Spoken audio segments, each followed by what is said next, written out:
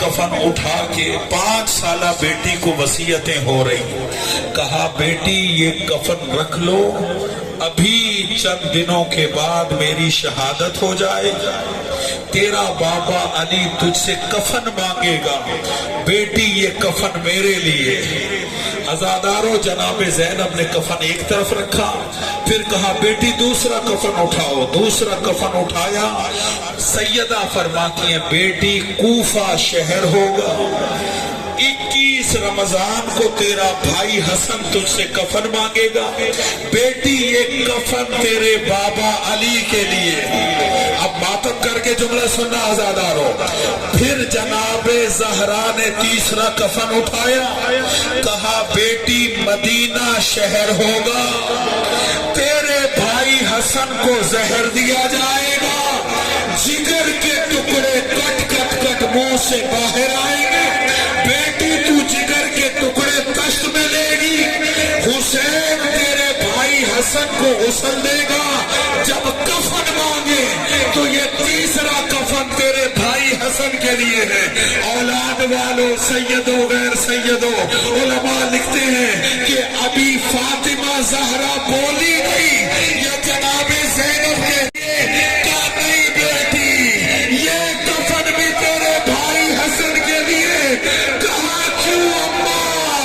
کہا بھائی جنازہ لے کر جائیں گے، امت تیر مارے گی، اتنے تیر تیرے بھائی کے بدن میں لگیں گے، کفن سر ہو جائے گا، جنازہ واپس آئے گا، تیر نکالے جائیں گے، بھائی کفن مانگے گا، یہ کفن اپنے بھائی کو دے دینا.